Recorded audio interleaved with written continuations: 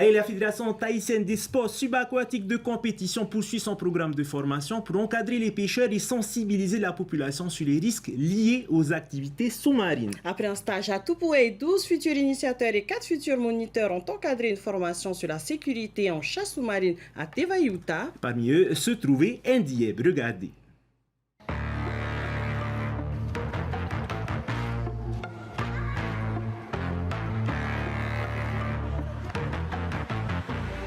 Comment secourir une personne en état de syncope au fond de l'eau?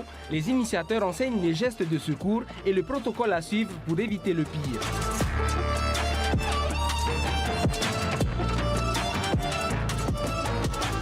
L'intervention doit être rapide. Le plongeur secouriste remonte la victime en se positionnant dans son dos afin de dégager les voies respiratoires.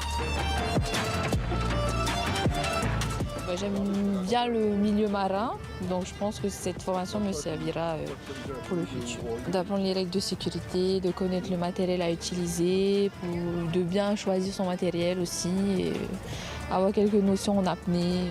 Même les plus jeunes trouvent la formation très enrichissante, surtout lorsqu'il s'agit d'apprendre à sauver des vies. J'aime bien parce qu'on apprend à sauver des vies, on apprend à pêcher, on apprend à faire plein de choses. C'est facile à retenir, c'est facile à pratiquer.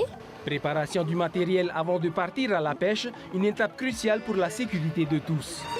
L'apnée statique, un exercice essentiel pour apprendre à gérer sa respiration sous l'eau. Et l'apnée dynamique où chaque nageur est accompagné. Dans ces 4 ateliers, la sécurité est mise en avant pour sensibiliser davantage le public. Un véritable atout pour les initiateurs et moniteurs qui œuvrent à rendre les activités aquatiques plus sûres pour tous. C'est ce qui va me permettre justement d'approfondir et de partager encore plus ce savoir-là au niveau sécurité. Ça reste toujours dans ce niveau-là. Et faire des apnées, on est tous capables, mais en toute sécurité, il faut avoir toutes les notions et tout ce savoir en main. Pas tant pour le diplôme, mais plus pour le savoir. Et aussi parce que il y a cette communauté d'apnéistes et puis de pêcheurs sous-marins dans lequel j'évolue à l'heure actuelle. Et pourquoi pas mettre mon école à disposition de cette pratique. Là, nous avons 2 niveaux qui sont en train de se former. Le niveau 1, les initiateurs, et le niveau 2 pour des moniteurs d'activités subaquatiques.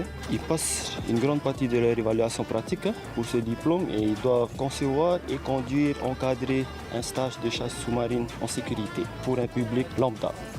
La semaine prochaine, la fédération se rendra à Fatouiva aux Marquises pour un nouveau stage de formation et de sensibilisation.